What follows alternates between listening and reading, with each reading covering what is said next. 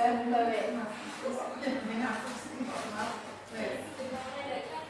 guru penggerak oleh saya Insa Diana, calon guru penggerak angkatan 10 Kabupaten Semarang, Jawa Tengah.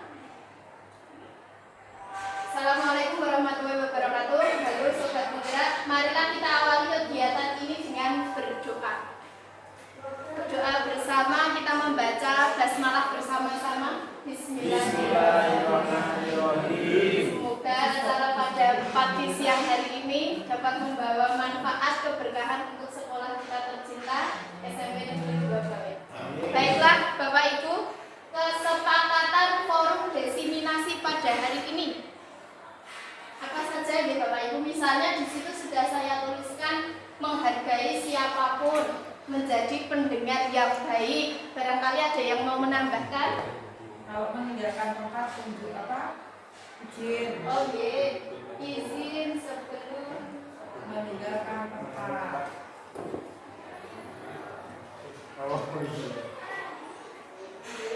Kemudian bertanya dengan cara menunjukkan jari. Dilarang memotong pembicaraan orang lain. orang lain. Kurang lain. Sopan satu bicara. Sopan satu.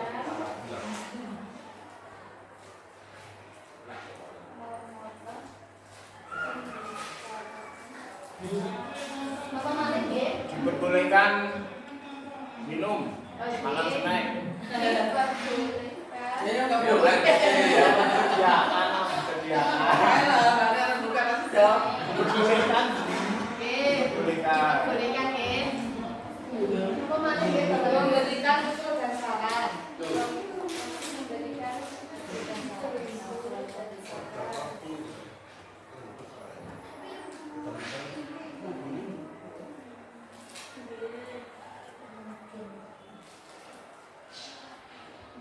Sudah? Ada lagi Bapak Ibu?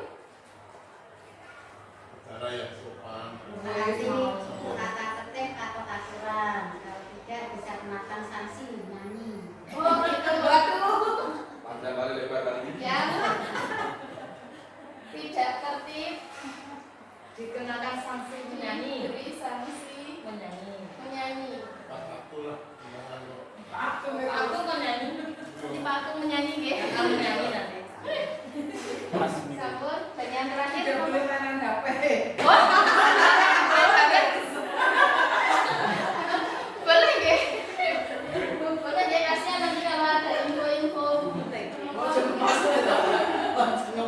Sudah ya? Baik, saya sampaikan kembali kesepakatan forum desiminasi ini, yakni yang pertama menghargai siapapun, yang kedua menjadi pendengar yang baik, kemudian itu kok jenis hurufnya berubah, izin sebelum meninggalkan tempat, kemudian bertanya dengan cara menunjukkan jari, kemudian dilarang memotong pembicaraan orang, kemudian diperbolehkan minum dan makan snack, tapi jangan makan berat ya, apalagi Indomie. Nanti aromanya menyebar kemana-mana. Kemudian memberikan usul dan saran. Dan yang terakhir, yang tidak tertib akan diberikan sanksi menyanyi. Sepakat Bapak Ibu? Sepakat.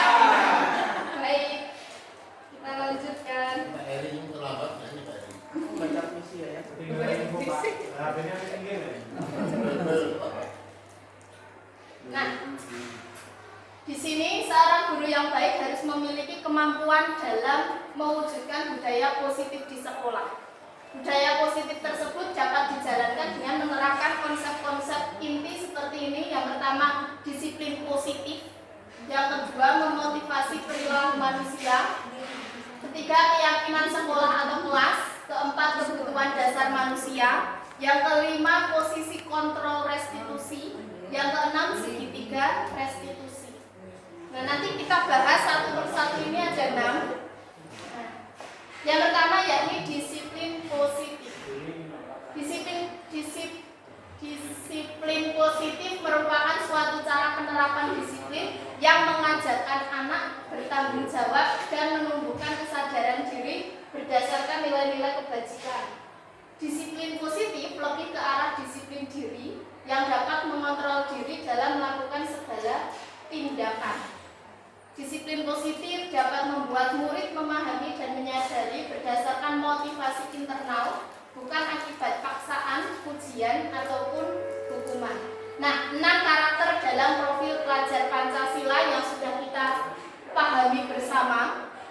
Napa mawon Bapak Ibu?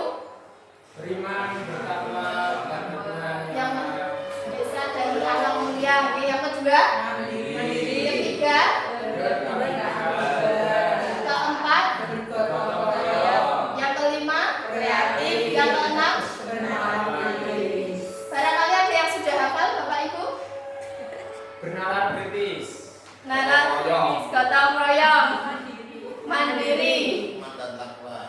beriman, dan akhlak mulia. Iya. Masih 2 lagi, Ayo. berkebinekaan global, serta 1 lagi kreatif. Nah, di sini ada motivasi perilaku manusia. Jadi sebenarnya anak itu kenapa kok kadang sering membolos seperti kasus yang saya sampaikan itu, kenapa kalau hari Rabu sering membolos itu anak 8D atas nama Nur Ardi Setioko itu. Ternyata setelah mencari jawabannya takut dengan pelajaran PAI.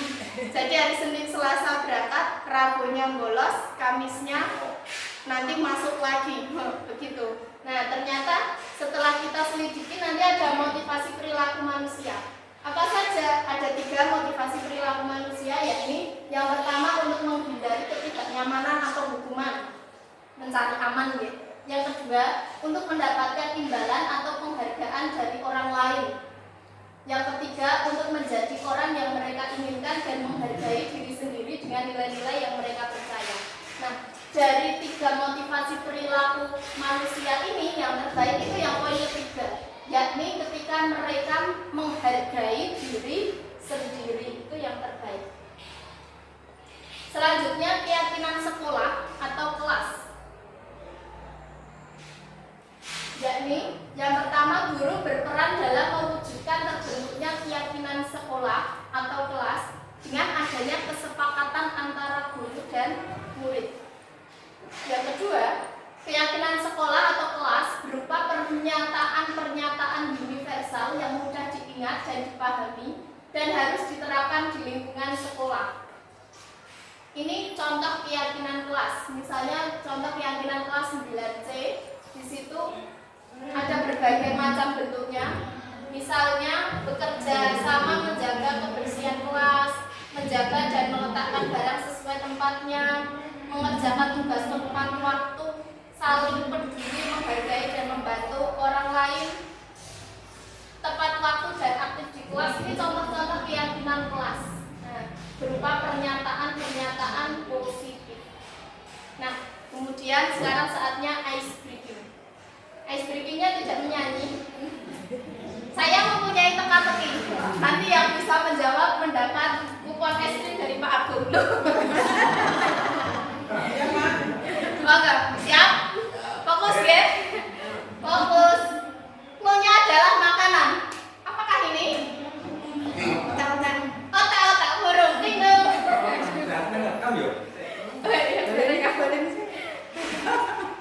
Lanjut ya?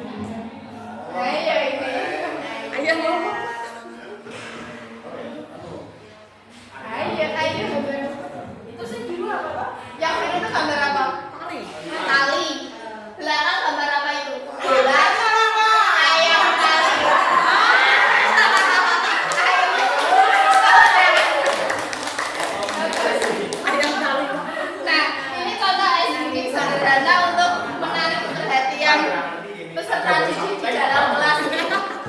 SBK nggak harus yang mahal-mahal, nggak harus yang tepuk-tepuk, cukup seperti ini aja, sederhana, tapi nanti anak-anak menjadi fokus kembali. Baik, kita lanjutkan ya. Nah, ternyata yang menjawab terakhir Bu Rista, berarti memang chef. Kulino rasa. Bu Elsa loh. Saya kan dia yang makan. Suka makan. Ya, kebutuhan dasar manusia. Nah, di sini pernyataannya yaitu ketika seorang murid melakukan sesuatu perbuatan yang bertentangan dengan nilai-nilai kebajikan atau melanggar peraturan, hal itu sebenarnya dikarenakan mereka gagal memenuhi kebutuhan dasar mereka. Apa saja kebutuhan dasar manusia itu? Pada dasarnya ada 5, yakni yang pertama bertahan hidup, yang kedua kasih sayang dan rasa diterima, yang ketiga kekuasaan, yang keempat kebebasan, serta yang kelima kesenangan. Ini sebenarnya kebutuhan dasar manusia. Dan ini berlaku tidak hanya untuk anak-anak sekolah, tapi hingga kita tua, kita menua kelak itu pasti membutuhkan 5 hal ini. Contoh, kenapa dengan ada orang yang bertahan hidup hingga 80 tahun, ada yang 40 tahun. Nah, ada kemungkinan besar selain dari penyakit, tapi ada salah satu hal pokok dari kebutuhan dasar manusia ini yang tidak terpenuhi. Paling utama yang paling besar itu sebenarnya mana, Bapak Ibu, yang paling membuat survive kita itu yang mana? Kalau saya kasih sayang. Ya, betul, kasih sayang dan rasa diterima. Nah, suruh bertahan, ini 5 bulan hidup sekian ya. Ada konsep bertahan hidupnya gitu. Nah, mungkin ada orang yang tidak mau, saya nggak mau berpuasa, capek kan gitu. Tapi ada juga yang saya hidup untuk menjadi sesuatu, minimal Pak RT, minimal kepala keluarga misalnya, ya. Kan ada orang yang seperti itu. Pada prinsipnya ada 5 hal ini, dan ternyata secara penelitian yang membuat kita survive paling tinggi adalah kasih sayang dan rasa diterima. Ketika anak sudah kehilangan rasa diterimanya, ibaratnya di rumah seperti tidak dianggap, maka logikanya apakah dia akan mengikuti pembelajaran dengan baik di sekolah? Pasti tidak, ada dampaknya seperti itu. Nah, studi kasus di sini. Ibu Zulaikha, guru wali kelas 9H, sedang bingung menghadapi pula salah satu murid di sekolahnya, yaitu di kelasnya, yang bernama Tommy. Yang bernama Alif. Beberapa anak telah mengeluhkan bahwa Alif yang sering kali meminta bekal makan siang mereka dengan paksa. Tapi Pak Alif aja, karena rumahnya juga berarti kita kembali ke Tommy aja. Tommy aja. Pak Alif kalau lapar langsung pulang karena rumahnya kepleset nyampe. Ada istri dan ibunya menanti di rumah. Sangat siap. Lanjut, jika Anda menghadapi situasi seperti Ibu Zulaikha, apa yang akan Anda lakukan? Menurut Anda, kira-kira apa alasan Tommy melakukan hal itu? Nah, bisa terjadi kasus seperti ini nggak Bapak Ibu? Bisa saja seperti itu. Nah, maka jawabannya alasan Tommy sebenarnya bisa dilihat dari berbagai hal. Yang pertama, karena ia lapar dan orang tua tidak membawakannya bekal makan siang, maka kebutuhan dasar yang sedang berusaha dipenuhi oleh Tommy adalah kebutuhan untuk bertahan hidup atau survival. Seperti Pak Alif bilang, Mojopahit itu bisa kalah karena apa Pak Alif? Kurang makan, akhirnya jadi kalah. Padahal dulu bisa menyatukan lebih dari Indonesia, ya kan sejarahnya seperti itu, ya. Pak Amung, ternyata setelah diselidiki Pak Alif katanya gitu, kurang makan karena tentaranya atau prajuritnya tidak fokus, lemes. Nah, ini kebutuhan alasan Tommy yang pertama bertahan hidup survival. Bisa jadi alasan Tommy yang kedua yaitu karena dia merasa senang temannya jadi memperhatikan dia, caper, dengan nakal semuanya memperhatikan saya. Kalau saya tidak berangkat pasti dicariin kan gitu, pasti dirindukan. Wah, orang masih terus makanan kan gitu. Ketika temannya melaporkan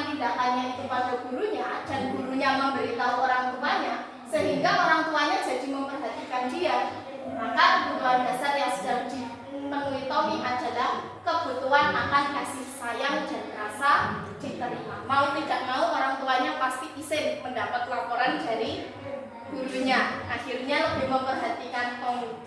Kemudian alasan yang ketiga, karena temannya jadi takut dengan dia dan menuruti keinginannya.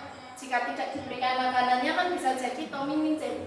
Maka sebetulnya Tommy sedang berusaha memenuhi kebutuhan dasarnya, yaitu kekuasaan. Nah, anak seperti itu biasanya pengen berkuasa. Serta alasan yang keempat, karena dia merasa bosan dengan bekal makanan yang dibawakan ibunya dari rumah.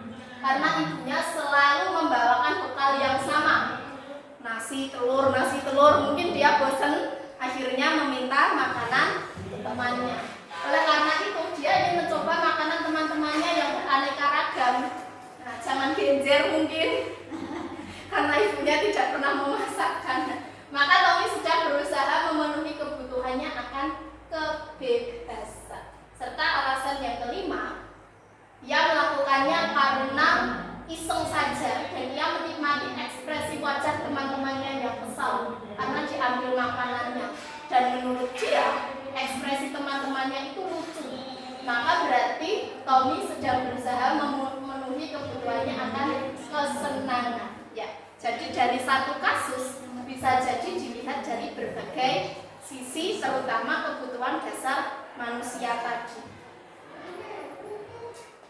Selanjutnya materi berikutnya yakni posisi kontrol restitusi. Ini sudah sering dibahas oleh guru dan juga Bu Ratmi yang mengikuti penyuluhan itu ya.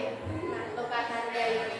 Nah, di sini hanya sedikit mengingatkan yakni 5 posisi kontrol restitusi. Yang pertama, guru sebagai penghukum. Yang kedua, pembuat rasa bersalah. Yang ketiga, sebagai teman. Yang keempat, pemantau. Yang kelima, manajer. Nah, di sini ada penjelasannya. 5 posisi kontrol. Nah, sederhananya seperti ini. Sebagai penghukum, maka guru akan melakukan menghardik, menunjuk-nunjuk, menyakiti, menyindir. Itu berarti guru sedang menempatkan dirinya sebagai penghukum. Contoh, kalau kamu tidak melakukannya, awas ya, rasakan. Nah, itu sebagai penghukum. Yang kedua, ada di titik pembuat rasa bersalah. Itu biasanya yang dilakukan guru berceramah dan mengatakan seharusnya kamu seperti ini. Wah, ibu kecewa. Nah, ini contohnya. Kamu seharusnya sudah tahu, ibu tuh lelah sekali mengatakannya. Ibu stres, itu berarti membuat rasa bersalah. Artinya anak dibuat rasa bersalahnya. Kenapa sih bolos terus? Nah, kemudian yang ketiga sebagai teman, membuat alasan-alasan untuk muridnya. Contoh, ayolah lakukanlah, please, demi ibu. Kayak sama ini, masa sih kamu tidak mau? Ingat ya, ibu itu pernah bantu kamu. Ayolah sekarang kerjasama sampai lulus ujian aja, berangkat terus. Itu berarti memposisikan dirinya sebagai teman. Kemudian yang keempat sebagai pemantau, yaitu menghitung dan menghukum dan mengukur. Contohnya kalimatnya, sudah berapa kali kamu melakukannya? Nah, loh, kemarin baru diingatkan, sekarang dilakukan lagi. Itu berarti sebagai pemantau. Kemudian yang terakhir sebagai manajer, yakni dengan mengajukan pertanyaan-pertanyaan. Apa yang kita lakukan yang ini? Apa yang bisa kau kerjakan untuk memperbaiki masalah ini? Nah, itu sebagai manajer. Kamu kenapa kau melakukan ini? Masalahmu apa? Itu artinya sebagai manajer. Nah, di antara kelima posisi kontrol tersebut, sebaiknya seorang guru menggunakan posisi kontrol sebagai manajer. Jangan menggunakan yang lainnya. Yang lainnya itu bagus, tapi yang terbaik adalah sebagai manajer. Walaupun di lapangan, fakta di lapangan kita paling sering melakukan yang apa? Sebagai apa Bapak Ibu? Pembuat juga. Pembuat rasa bersalah. Kalau saya paling sering pembuat rasa bersalah mungkin. Nah, gitu kan kayak mungkin kesalahannya. Nah, gitu. Atau pemantau, nah, kemarin sudah terlambat, sekarang terlambat lagi, gitu kan dunia.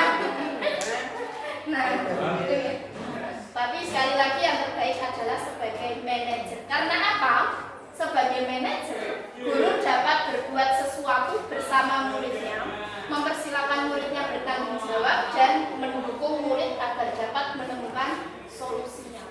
Selain itu, posisi manajer mengacu pada restitusi yang dapat menjadikan murid sebagai manajer bagi dirinya sendiri sehingga dapat tercipta identitas positif pada diri murid.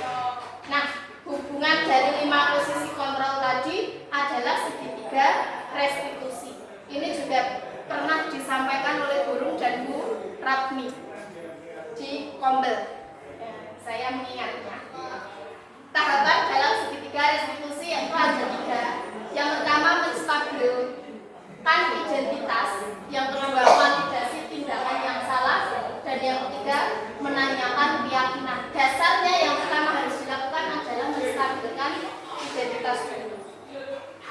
Contohnya di sini dilakukan bahwa berdasarkan prinsip membuat kesalahan adalah bagian dari proses pembelajaran yang nantinya akan menggeser identitas gagal ke arah identitas sukses. Jadi ketika ada anak melakukan kesalahan, yang pertama dilakukan adalah perlunya ditekankan bahwa berbuat salah itu hal yang manusiawi. Disempurnakan dengan kalimat namanya baru belajar. Nah, seperti itu. Tidak ada manusia yang sempurna. Kemudian kita pasti bisa menyelesaikan permasalahan ini. Atau Bapak Ibu tidak tertarik untuk mencari tahu siapa yang benar, siapa yang salah. Bapak Ibu lebih tertarik untuk menyelesaikan masalah. Nah, serta ini kalau ada anak yang murung, ini kalimat terbaiknya, kalau kamu menyalahkan dirimu sendiri terus-menerus, apakah kamu bersikap baik pada dirimu sendiri? Nah, itu namanya menstabilkan identitas. Tapi kalau anaknya sangat gablek, nah maka kalimat yang terbaik adalah yang pertama. Berbuat salah itu manusiawi, namanya baru belajar. Itu pesan yang harus disampaikan. Kemudian yang kedua, validasi tindakan yang salah. Dilakukan berdasarkan prinsip bahwa setiap perilaku itu berupaya memenuhi suatu kebutuhan tertentu, sehingga guru atau orang tua akan bergeser dari pemikiran stimulus respon menjadi proaktif, serta akan lebih mengenali dan mengakui kebutuhan murid atau anak. Contohnya kalimatnya ini, kamu pasti punya alasan mengapa melakukannya. Seperti yang saya sampaikan ke anak 8D itu, punya alasan. Nah, kenapa akhirnya menjawab? Karena saya tidak bisa membaca Arab, saya tidak bisa membaca Al-Quran. Padahal itu sebenarnya kan hanya alasan saja. Karena materi Al-Quran itu hanya ada di bab pertama, gitu Pak Alif. Bab pertama yaitu bab 1 maupun di semester 2 itu bab ke-6. Ya, itu memang alasan saja sebenarnya. Apa yang penting bagi kamu? Atau kamu boleh tetap berusaha menjaga sikap itu, tapi tambahkan sikap yang lain yang baru. Atau maukah kamu belajar cara lain untuk mendapat yang kamu butuhkan tanpa harus memukul? Misal terjadi perkelahian. Jadi harus disebutkan kesalahan anak di mana. Itu jadi ditekankan. Kadang anak itu disuruh berpikir sendiri, tidak mudeng kesalahannya apakah tidak sadar diri anak itu. Maka di posisi ini harus divalidasi bahwa yang kamu lakukan itu salah, bukan seperti itu. Tapi harus dengan kata yang halus. Nah, ini masih PR, masih PR untuk belajar.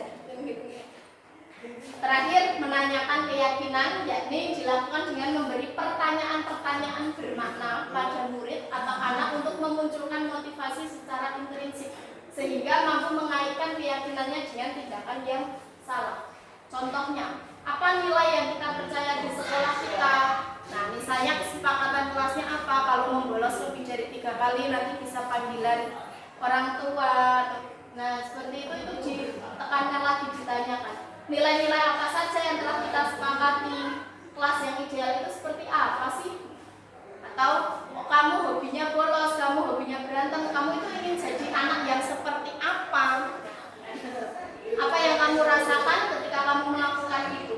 Kamu menjadi orang yang seperti apa? Itu ditanyakan kembali biar anak berpikir atas perbuatan. Nah, barangkali ada pertanyaan, Bapak Ibu, monggo. berarti kalau misalnya Ada. Oke. Dari Ibu Guru dan Pak Agung. Nggih. Monggo kita mulai dari guru dulu. Agung dulu atau burung dulu? Monggo Bu. Iya. Terima kasih Ibu atas paparannya tadi, yaitu pertama menambah pengetahuan bagi saya dan secara umum bagi teman-teman semua tentang disiplin positif. Yang selanjutnya yang akan saya tanyakan ini berkaitan dengan realita atau kenyataannya dalam kehidupan kita. Ini kita sebagai seorang guru, di mana setiap hari ini kita juga selalu berkumpul dengan anak-anak dengan berbagai karakter, dengan ada yang dablek, ada yang nurut, dan ada yang jengkelke dan sebagainya. Nah, ketika tadi kita mendapatkan sebuah ilmu yang bagus, kita sebagai seorang manajerial,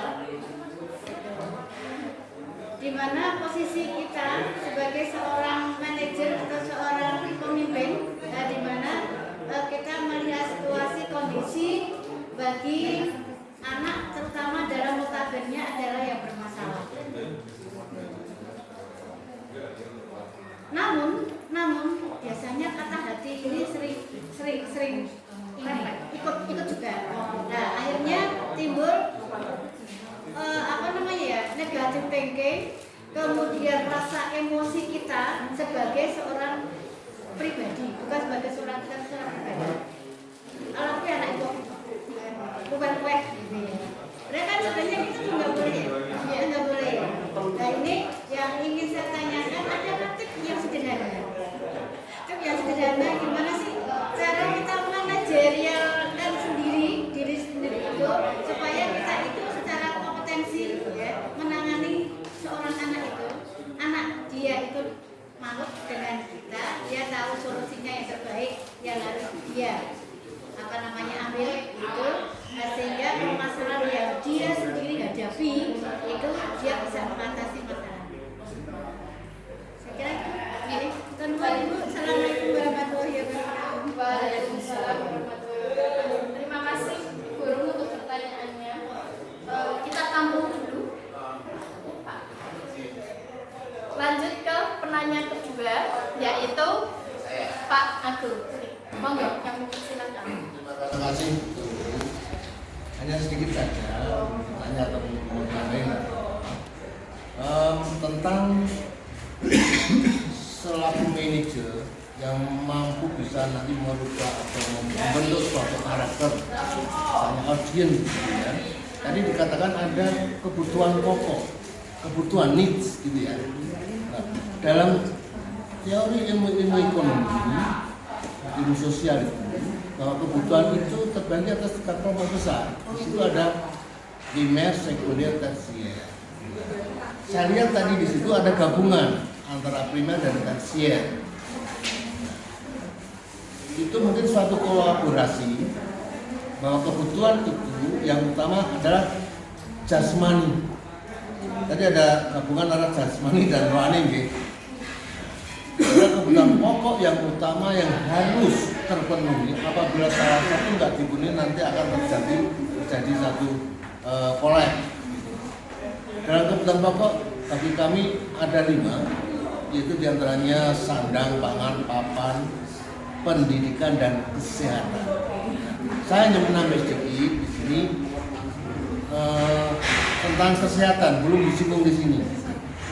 Kalau audien atau peserta didik misalnya itu kalau dalam kondisi sakit otomatis tidak akan mungkin mampu untuk bisa hatinya senang, bisa berkumpul dengan teman-teman, bisa mendapat gerakan.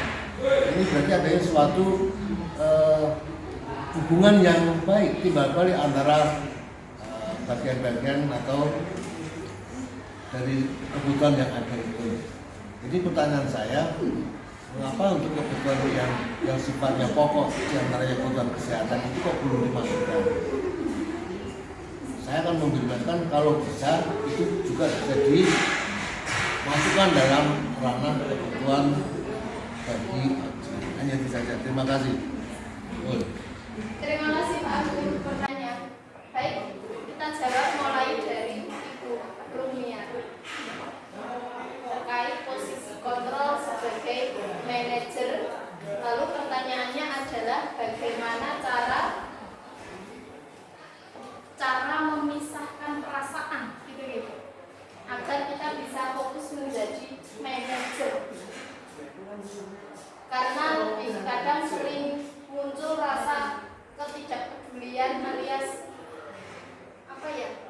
diduakan karena itu bukan anak sendiri.